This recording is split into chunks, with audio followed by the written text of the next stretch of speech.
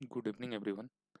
ये जो है ये हमारा डायरेक्ट टैक्स का सेकंड वीडियो है। इससे पहले एक वीडियो हम लोग डायरेक्ट टैक्स से रिलेटेड बना चुके हैं, इनकम टैक्स या डायरेक्ट टैक्स से रिलेटेड, जहां पर हम लोग टैक्स क्या होता है, टैक्स के टाइप्स को और टैक्स के कॉन्स्टिट्यूशनल प्रोविजन को हम लोग समझ चुके थे। आज की इस वीडियो में ये जो हम लोग पढ़ने वाले हैं ये फंडामेंटल कॉन्सेप्ट जो टैक्स का होता है या टैक्स का जो डायरेक्ट टैक्स का जो बेसिक कंसेप्ट होता है उससे रिलेटेड ये सेकंड वीडियो है। इसमें हम लोग क्या समझने वाले हैं, सबसे पहले administration of tax law, tax का एडमिनिस्ट्रेशन कैसे होता है।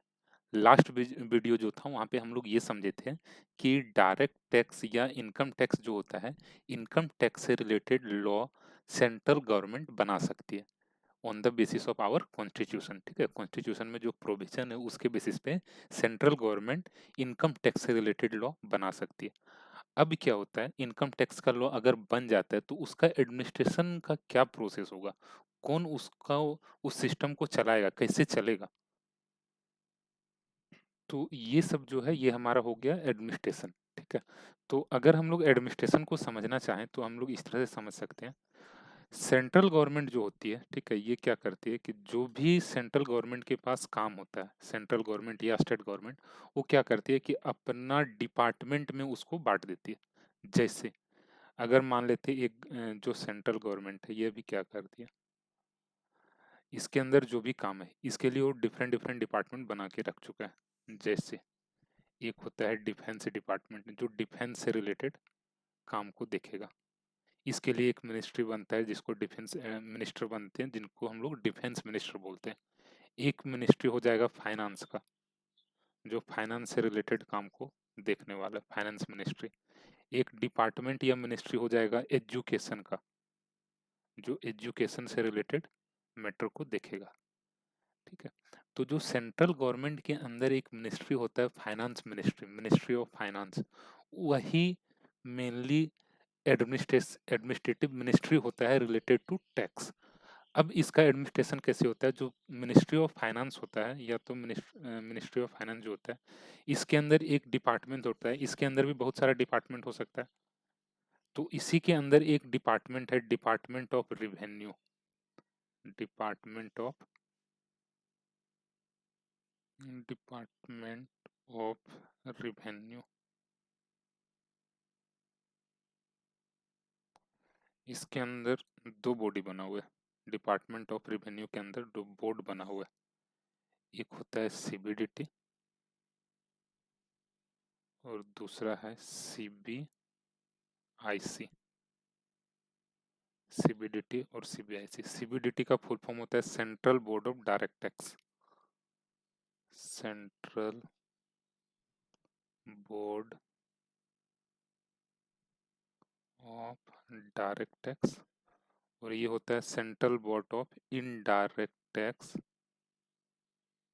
And customs. ठीक है, तो जो सीबीडीटी होता है ये अपेक्स बॉडी होता है डायरेक्ट टैक्स से रिलेटेड, डायरेक्ट टैक्स को रेगुलेट करने के लिए, डायरेक्ट टैक्स से रिलेटेड लॉ बनाने के लिए। डायरेक्ट टैक्स के अंदर क्या आता है, इनकम टैक्स केवल, मतलब इनकम टैक्स से रिलेटेड जो मेन बॉडी है, अपेक्स बॉडी है, ये है सीबीडीटी। सीबीडीटी अपेक्स बॉडी है जो इसके एडमिनिस्ट्रेशन को देखती है डायरेक्ट टैक्स से रिलेटेड या इनकम टैक्स से रिलेटेड। उसी चीज को यहाँ पे इस फिगर में बताया गया। मिनिस्ट्री ऑफ फाइनेंस के अंदर एक बॉडी होता है, एक डिपार्टमेंट होता है डिपार्टमेंट ऑफ रेवेन्यू, इसमें दो बोर्ड होता है, एक सीबीडीटी दूसरा सीबीआईसी।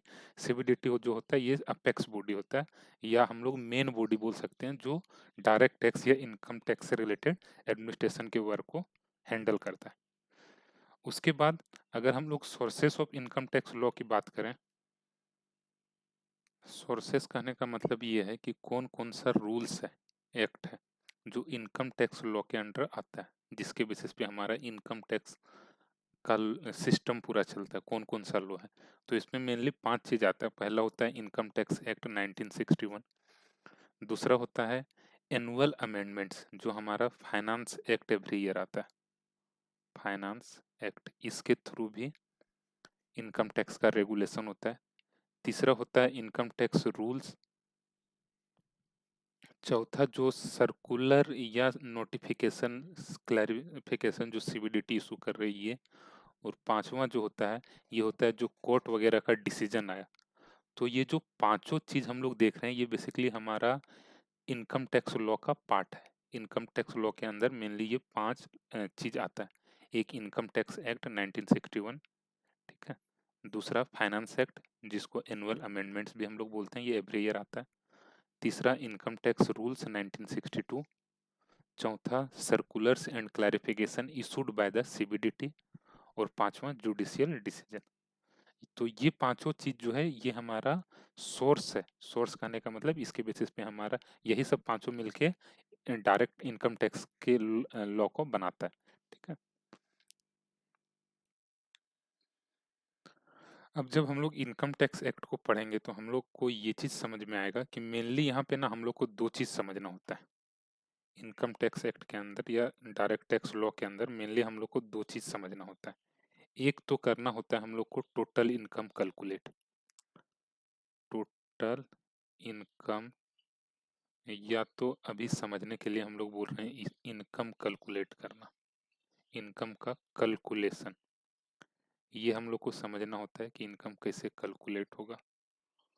और दूसरा होता है जो हम लोग इनकम कैलकुलेट किए उस पे टैक्स का कैलकुलेशन, टैक्स कैलकुलेशन। ये जो हम लोग इनकम टैक्स लॉ पढ़ते हैं इसमें पूरा कॉन्सेप्ट जो है अगर उसका हम लोग समरी बनाए तो हम लोग यही चीज देखेंगे कि मेनली यही दो चीज वहाँ पे हम लोग को करना होता है। या तो हम लोग इनकम कैलकुलेट करने का बात कर रहे होते हैं या तो टैक्स कैलकुलेट करने का बात, ठीक है।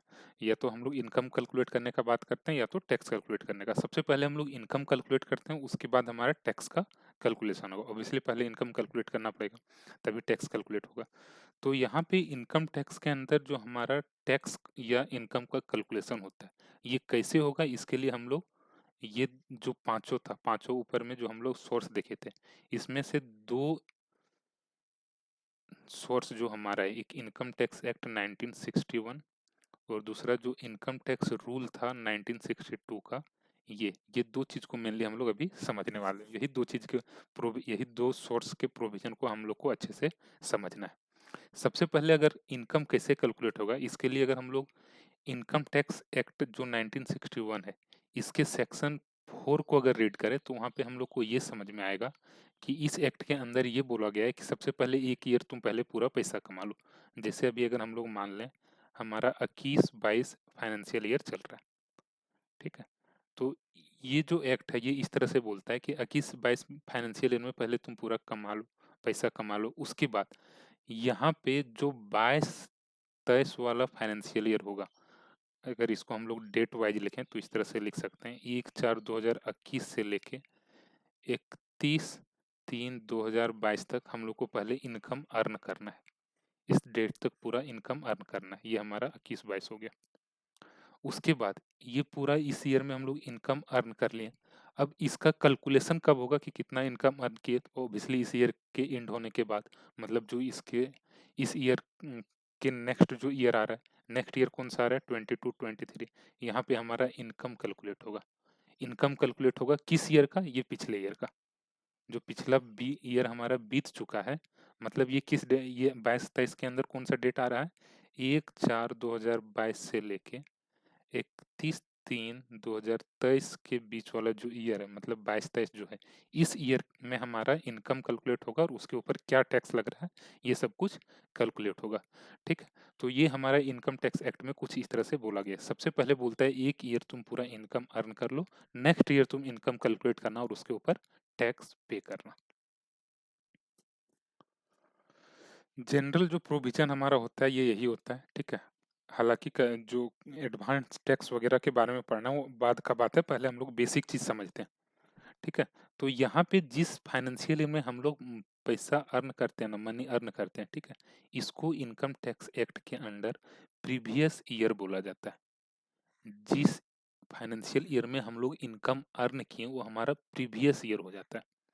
नेक्स्ट ईयर जो होता है जिसमें हमारा इनकम कैलकुलेट हो रहा है इसको हम लोग असेसमेंट ईयर बोलते हैं। असेस करने का मतलब होता है कैलकुलेट करना, इनकम को कैलकुलेट करना, टैक्स को कैलकुलेट करना, ठीक है। तो इसीलिए इसको हम लोग असेसमेंट ईयर बोलते हैं।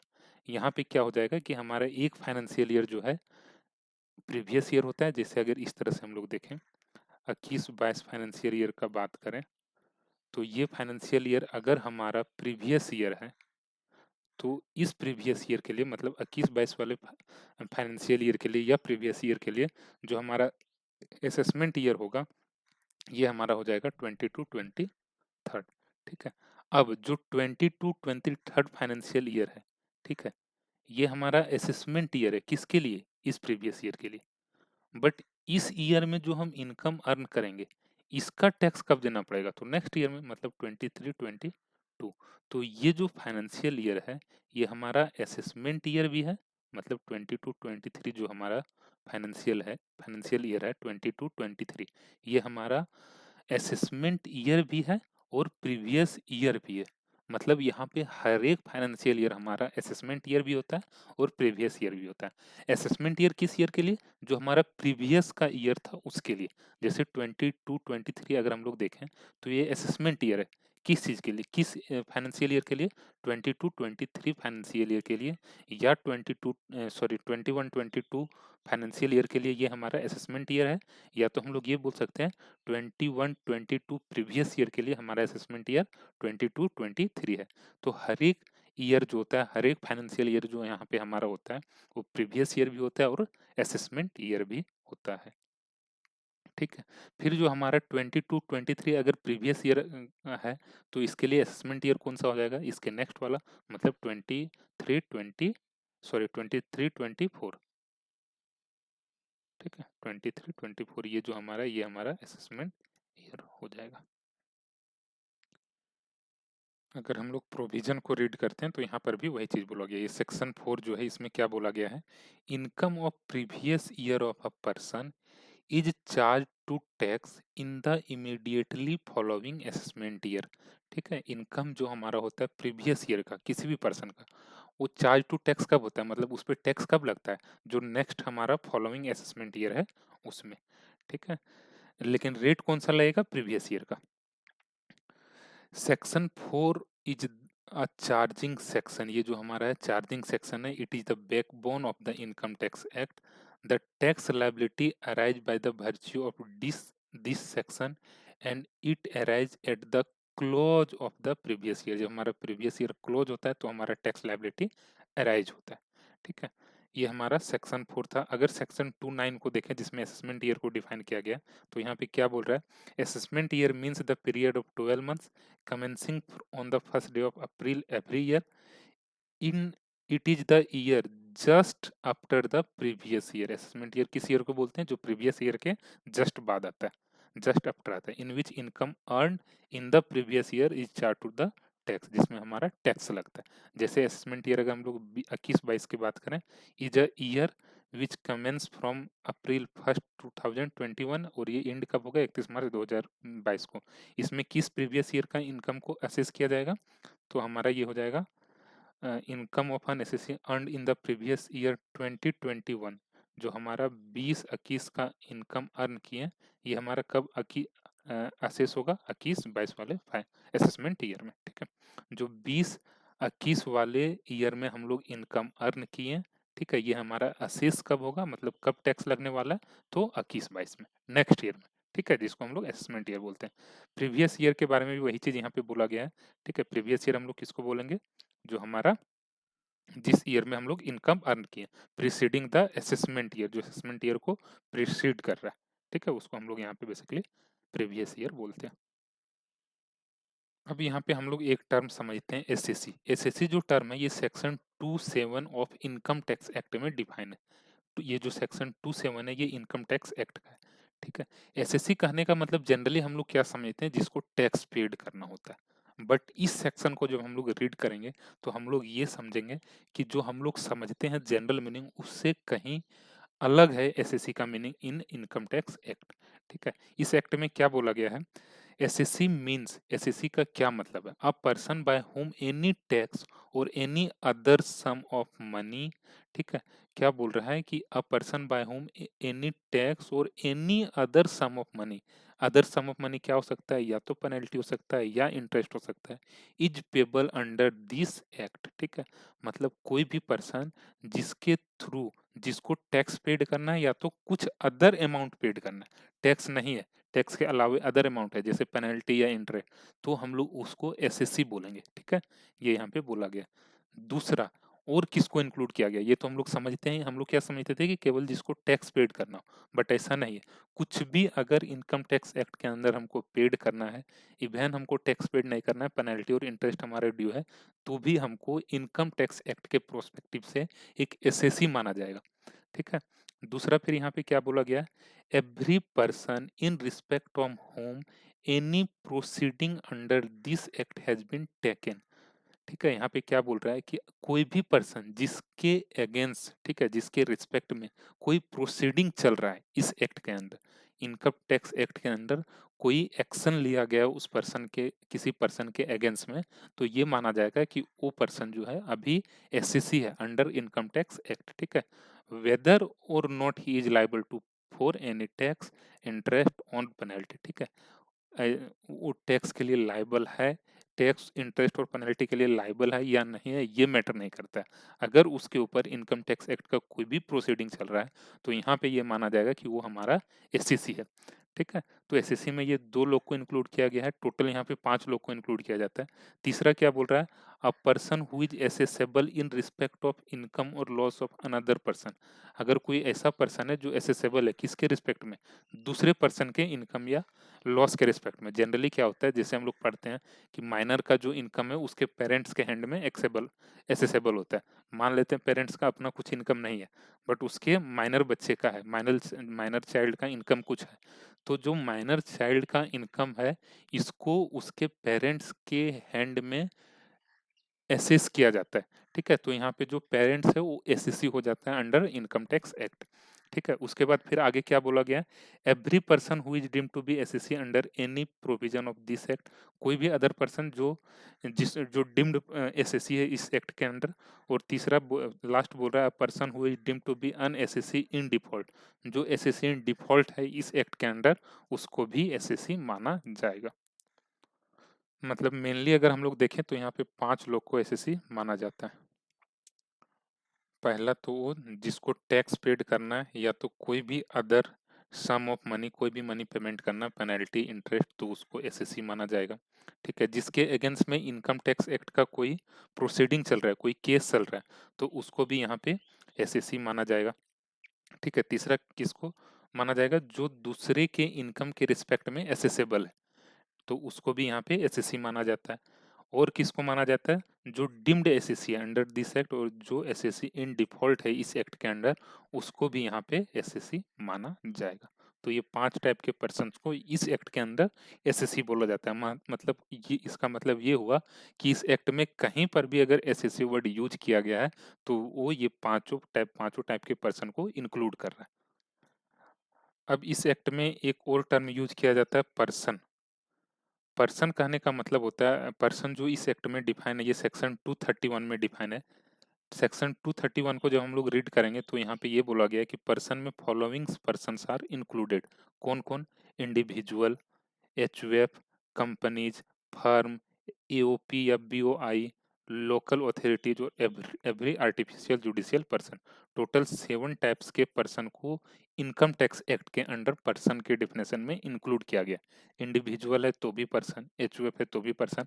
मतलब अगर इस एक्ट में कहीं पर भी पर्सन बोल रहा है, तो इसका मतलब ये नहीं कि केवल इंडिविजुअल का बात हो रहा है, इंडिविजुअल का भी बात हो रहा है, एचयूएफ का भी बात हो रहा है, company, firm, AOP, BOI, local authority, या तो कोई भी अदर आर्टिफिशियल जुडिशियल पर्सन है, तो उसको यहाँ पे पर्सन में इंक्लूड किया जाएगा। यहाँ पर फिर एक जो इम्पोर्टेंट सेक्शन है, ये हमारा सेक्शन 14।